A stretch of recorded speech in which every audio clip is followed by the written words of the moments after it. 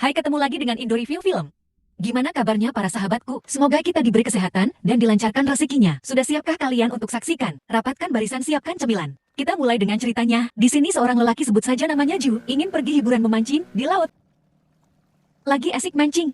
Tiba-tiba ada kabut tebal. Ju tidak menghiraukannya. Tak selang berapa lama di arah depan, ada perahu. Karena rasa penasarannya, Ju menghampiri perahu tersebut. Ju menaiki perahu itu dan melihat-lihat. Jo masuk ke kabin perahu, dan di sana terlihat stok makanan dan banyak perlengkapan yang masih tersusun rapi. Jo mendekati radio dan mencoba berinteraksi, tapi radio tak berfungsi. Jo beranjak pergi dan menghampiri perahunya, sudah tidak ada. Jo pergi ke kabin perahu untuk mencari teropong.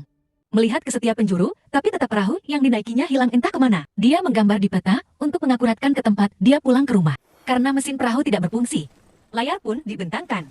Perahu pun mulai berjalan dengan tiupan angin. Jo mencoba kembali radio dan masih tetap tidak berfungsi. Burung Shio sudah tidak kuat untuk buang air kecil. Karena angin kencang, tiang penahan layar berputar menubruk badan Jo sampai dia terjatuh. Jo berjuang sekuat tenaga mengangkat tubuhnya ke atas badan perahu. Dia berhasil menaikkan tubuh dengan sekuat tenaga. Karena burung Shio sudah tidak kuat untuk buang air kecil, dia bergegas ke kamar mandi yang berada di dalam perahu. Tiba-tiba pintu kamar mandi pun tertutup sendiri. Ketika hendak keluar, dia masih tetap enjoy membuka pintu yang terkunci.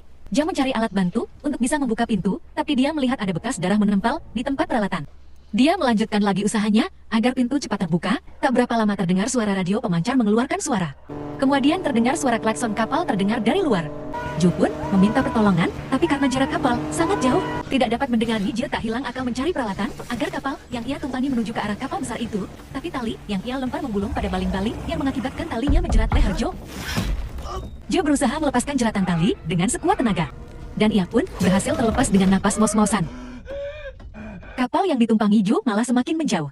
Jo masih merasakan kesakitan, dan perahu yang ditumpangi Jo pun mengalami kebocoran.